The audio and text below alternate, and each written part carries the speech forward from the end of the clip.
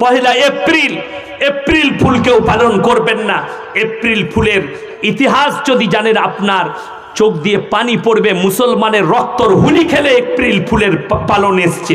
April ফুলের পরবটা ইহুদিরা এনেছে। মুসলমানের রক্তর হুলি খেলে, নারী পুরুষের রক্তর হুলি খেলে। দেশটার নাম স্পেন। ওই স্পেনটা ইহুদিদের রাষ্ট্র ছিল না, ওটা মুসলিম রাষ্ট্র ছিল।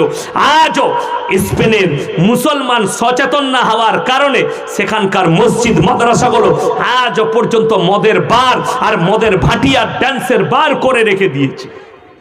আপনারা জানেন, ওই জন্য বলবো সচেতন হবে। জোরে বলুন ইনশাআল্লাহ। এই মাদ্রাসা, মসজিদ, ঈদগাহ, কবরস্থান, এগুলো সব মুসলমানদের, আমাদের নিজেদের বাপতি পয়সা এগুলো তৈরি। জোরে বলুন ইনশাআল্লাহ। আমরা কারোর সরকারের 1 টাকা অনুদান পাই না। পাই যতগুলো ভারতের মাদ্রাসা চলছে, এগুলোতে সমস্ত সরকারের কোনো অনুদান নাই। আমি ছোটখাটো মাদ্রাসার কথা বলছি না। আমি বলে দিই, যে মাদ্রাসাগুলো আমি গিয়েছি, পড়েছি, দেওবন্দে প্রত্যেক দিন 13,000 ছাত্র খানা খায়। কত বললাম? 13,000। 1 টাকা সরকারের নাই, সব মুসলমানদের অনুদান।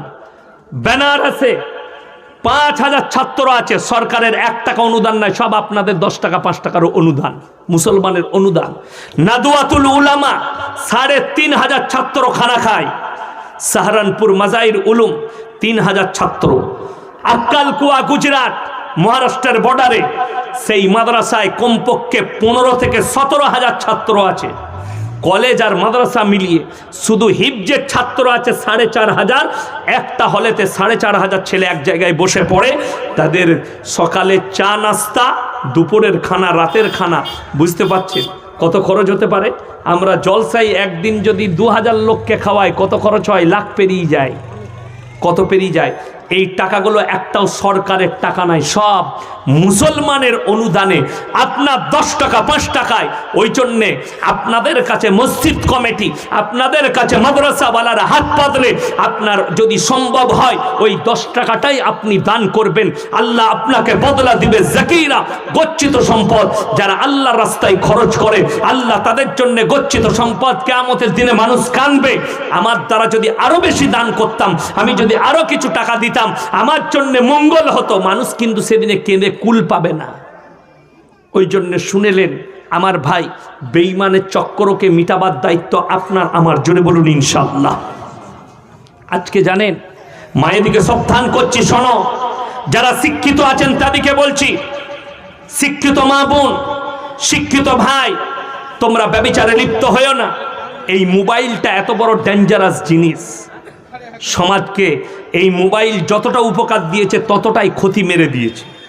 আমি মেদিনীপুরে এক জায়গায় জলসায় গেছি, আমাকে একটা বয়স্ক বাবাজি দেখা করলো। মসজিদে শুয়েছিলাম, আমাকে বলছে, হুজুর একটা ফতোয়া দিবেন আজকে। আমি কি বলবেন? মোবাইল হারাম। আমি বললাম কেন? বলে এই জন্যে বলবেন মোবাইল হারাম। মোবাইল হারামটা এই জন্যে বলবেন। আমরা কি জন্যে? বলে জানেন ছেলে মেয়েরা কত গোলমাল করছে। তখন আমি বুঝতে পারলাম সে চলে গেল। আমি বললাম হারাম কেন বলবো? আমি, আমার কাছে তো হারাম নয়, আমার কাছে মোবাইল আছে। আমি হারাম বললে তো আমি ফেরে পড়ে যাব। তারপরে খোঁজ নিলাম যে না, এমনি লয়। কি ব্যাপার গো? বললে ও পালিয়ে গেছে, বিটি পালিয়ে গেছে। তো তোর বিটি পালিয়েছে, তোর বিবি। শুনেলেন, এই মোবাইলটা কেউ যদি ভালো কাজে ইউজ করে তার জন্য হালাল। কেউ যদি মোবাইল কিনে লোকের বউকে মিস কল মেরে জ্বলাই তো তার লেগে হারাম। বুঝতে পেরেছেন না পারেননি?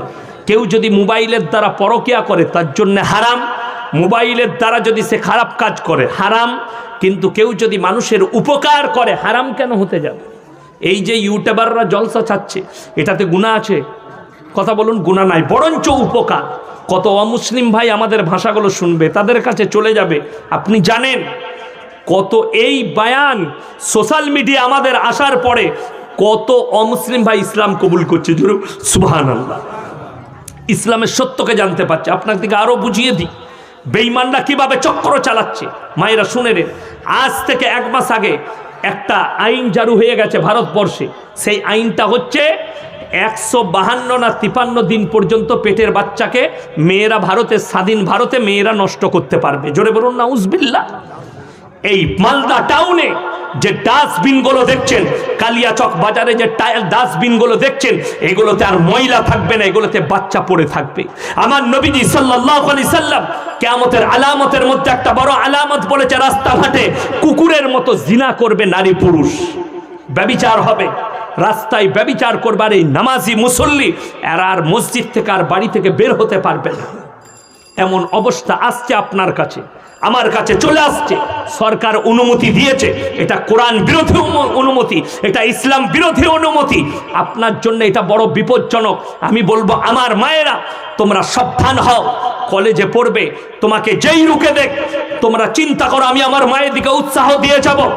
তোমরা বলবে আমরা হাইকোর্টে যাব, সুপ্রিম কোর্টে যাব, কিন্তু আমার মাথা থেকে আমার পর্দা আমি খুলতে পারবো না। সকলে জোরে বলুন ইনশাআল্লাহ। আপনার মাকে, আপনার বোনকে, আপনার বিটিকে আপনি পর্দা করুন। অদ্রিব খুমুরিহিন্না আলা জুনুবিহিন, হে নারী পর্দা নির্ধারিত করো।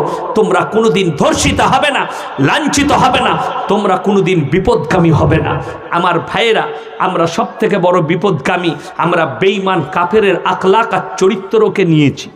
শুধু তাই নয়, শুনেলেন আরো আগে বেঈমান কাফেরদের নবান্ন থেকে শুরু করে ভারতের প্রত্যেকটা রাজ্যে সার্কুলার জারি হয়ে গেছে। এরপরে মুসলমান শুধু নয়, ভারতের যতগুলো নাগরিক আছে, যত মেয়ে আছে, যত পুরুষ আছে, তারা যদি ইচ্ছা করে নিজের স্ত্রীর পেটে বাচ্চা লোবো না, পেট ভাড়া লোবো, সেটাও জায়েজ করে দিয়েছে।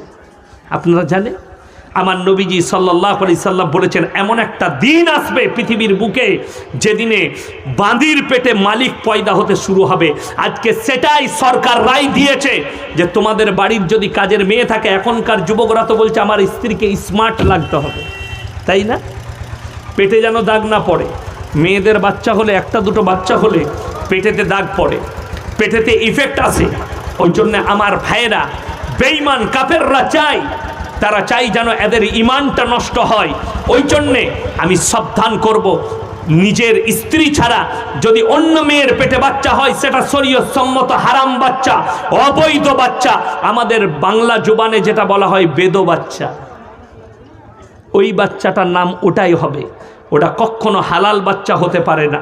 ইসলাম শরীয়তে, সমাজ কি বলছে, সরকার কি বলছে, গুলি মারো। আমি জানি না, সরকার আইন পাস করাইছে, আইন চলবে, কিন্তু আমি আপনাদেরকে সাবধান করছি, আপনার ইমানকে নষ্ট করার পুরোপুরি ষড়যন্ত্র রেচে দেওয়া হয়েছে, আপনি রুখতে পারবেন না। আর এটাই জড়াবে বেশি সমাজের শিক্ষিতরা। আপনাকে বলে দিই, যে মেয়েটার কথা বললাম সেই মেয়েটা প্রফেসর, যে মেয়েটা দাগ দেখেছে ইসলামের বিরুদ্ধে ষড়যন্ত্র, সেই মেয়েটা মুসলমান ঘরের মেয়ে, মুসলমান ঘরে জন্ম নিয়েছে, কিন্তু ইসলামের বিরুদ্ধে। শুধু তাই নয়, আপনাকে বলে দিই আমার ভাই, যদি বলেন আর কি মডেলিং দিয়েছে ইসলাম, আল্লাহর কসম 1400 বছর আগে আমার আল্লাহ বললেন, ইম্মা ইয়াবলুগান্না ইনদাকাল কিবার আহাদুহুমা আও কিলাহুমা ফালা তাকুল্লাহুমা উফফি ওয়ালা তানহারহুমা ওয়া কুল্লাহুমা কাওলান কারীমা। তোমাদের মা বাবা যখন বৃদ্ধকালে বৃদ্ধাক্যে পৌঁছাবে, তোমরা এমন করে খিদমত করো যেমন তোমাদের শিশুতে লালিত পালিত করেছে। জোরে বলুন সুবহানাল্লাহ। আর আপনি চলুন বৃদ্ধ বৃদ্ধাশ্রম, সবাই একবার জোরে বলুন সুবহানাল্লাহ। হলো না? আরো জোরে বলুন সুবহানাল্লাহ। এই জন্য বলছি, এই ভারতের মাটিতে, এই কোরআনের বাদাউলাতে, এই মৌলবীদের বরকতে, এই হিন্দুস্তানের মাটিতে একটাও মুসলমানদের বৃদ্ধ বৃদ্ধাশ্রম নাই, যতগুলো আছে অমুসলিম ভাইদের। জোরে বলুন সুবহানাল্লাহ। কেন নেই? কোরআনের বরকতে, উলামাদের বরকতে, মাদ্রাসা মসজিদের বরকতে নেই, আমার রসুলের বরকতে নেই। নবীজির ওপরে আল্লাহ কোরআন অবতীর্ণ করেছে। আজকে চলুন কলকাতার বৃদ্ধ বৃদ্ধাশ্রমগুলোয় ডাক্তারের মা, প্রফেসরের মা, আইপিএস এর মা, থানার বড় বাবুর মা, উকিলের মা, জজের মা, তারা নিজেদের মা বাবাকে বৃদ্ধ বৃদ্ধাশ্রমে রেখে এসছে। সেদিনে একটা ব্যক্তি আমাকে ফোন করেছে, পানি আছে স্যার? আমার গাড়িতে আছে, দেখুন তো, বোতল আছে। আমার ভাই ফোন করে বলছে, মৌলী সাহেব আমার একটা প্রশ্ন আছে। আমি বললাম, কি প্রশ্ন বাবা? বলছে, আচ্ছা কোরআনে মা বাবার খিদমতের কথা লেখা আছে, কিন্তু লেখা আছে যে তার স্ত্রীকে খিদমত করতে হবে। কথাটা বুঝতে পেরেছেন না পারেননি? প্রশ্ন করেছে, অনেক মানুষের প্রশ্ন জানতে পারে যে বাবা মায়ের খিদমত করো, তার স্ত্রী কেন খিদমত করবে? স্ত্রীর কথা তো কোরআনে লেখা নাই। বিসমিল্লাহ, আলহামদুলিল্লাহ। কোরআনে কোথাও তাকে আমি বললাম বাবা কোরআনে লেখা আছে বিয়ে করার পরে শ্বশুর ঘর যেতে হবে, শাশুড়িকে দেখতে হবে? তো তুই তো শাশুড়িকে শাশুড়ি মা বলিস, শ্বশুরকে শ্বশুর আব্বা, আর বাপকে বলিস ও গো। কথাটা বুঝতে পারেননি?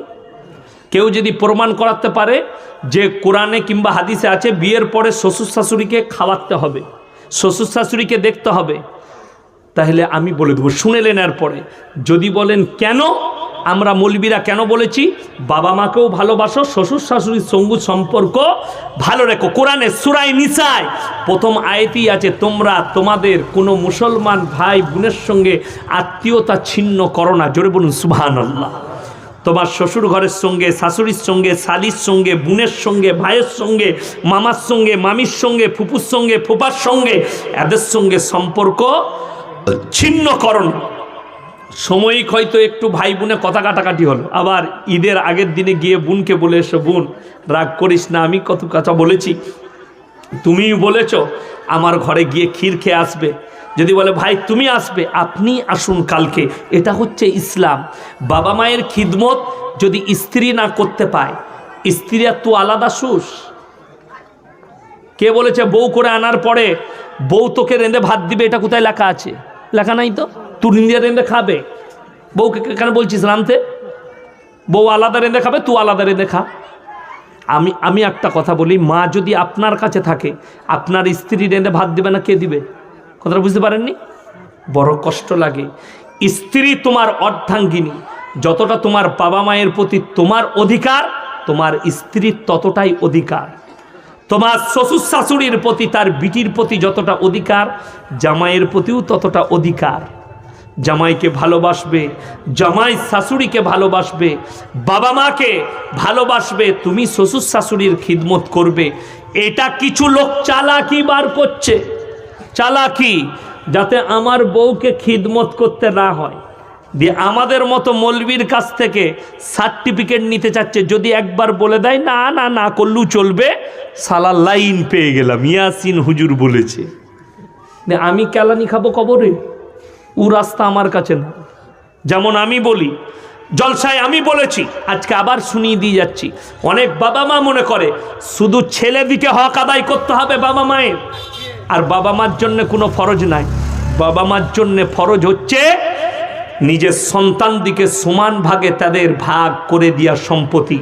কোনো ছেলেকে যদি 1 বিঘে জমি বেশি দাও আর একজনকে কম দাও, তোমাকে আল্লাহর কাছে হিসেব দিতে হবে, তুমিও রেহাই পাবে না, যেহেতু তুমি একজনের হক মেরে আর একজনকে দিয়েছো। ইসলাম খুব সুন্দর। আজকে বলে দিই, আমাদিকে মৌলবীদিকে আপনারা 2টো কাজে রেখেছেন। কটা কাজে বললাম? 2টো, হলে আর মূলে।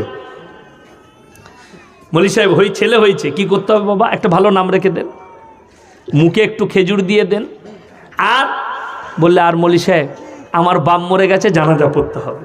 এই 2টো কাজ বলে বাকি সব আমরা বুঝে নেব। হাদিসুন নিসা, মেয়েদের হাদিস। আমাদের সমাজ তো অর্ধেকটা চলছে মেয়েদের হাদিসে, আমাদের হাদিস থোড়ি না চলে, এই মৌলবীদিকে থোড়ি না মানে, সব হাদিসুন নিসা, আমাদের হাদিস চলে না। যেমন আপনাকে বলে দিই, আপনাদের এই সুজাপুরের পাশে ওটার নাম হচ্ছে বাকরপুর। বাকরপুর নাম শুনেননি? আমি 1 মাস আগে জলসায় ছিলাম, জলসাটা ইউটিউবে বেরিয়েও গেছে, শুনে নেবেন। বাস্তব কথা বলছি, বিয়ে হচ্ছে, স্টেজে বিয়ে, নিকাহ পড়ানো হচ্ছে, 80,000 টাকা দেলমোহর। জোরে বলুন সুবহানাল্লাহ। এত টাকা মেয়েটা পাবে? 80,000। কিন্তু বিয়ে পড়ানোর সময় বলছে 80,000 টাকা দেলমোহর, 200 টাকা লগত বাকি ধার। ওদের বুঝতে পারেন না? আমি তাড়াতাড়ি পকেটে হাত দিয়ে জলসা শুরু করে বললাম, ভাই 200 টাকায় যদি বউ পাওয়া যায়, আমার পকেটে 800 টাকা আছে, আমি 4টা বউ নিয়ে ঘর যাবো, 4 দুগুণে 800। কথাটা বুঝতে পেরেছেন না পারেননি? ইসলামিক কালচার বেবুনিয়াদি কালচার, একদম দুর্নীতিমূলক।